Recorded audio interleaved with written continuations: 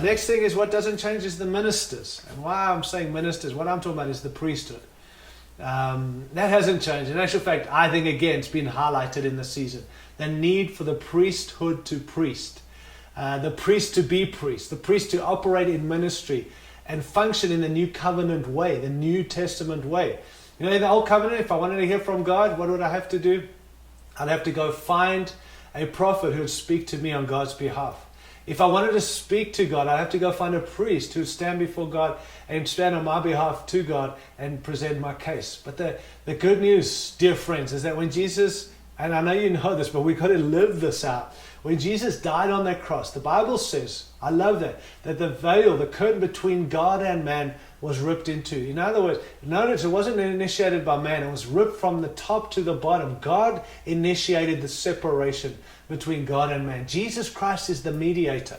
He's made the way, not a way, the way. And He is the only one who stood in that place and has made that way for us. And so what I want to challenge us with is that we are all priests. In the Old Covenant, there were other priests. In the New Testament, New Covenant, under the blood, through the death and the resurrection, we are all priests. And we've got to function as priests.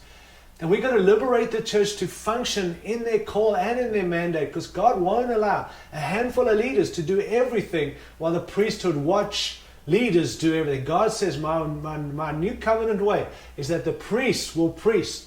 And they have responsibility to minister to God and minister to people. And just the challenge for me and us, I believe, is in this season, the priesthood will never change. God's way is through the church, through all people, all gifts, all call, and the more ministry that's been done by people who are not in leadership positions in the church, I think is a more kingdom successful church.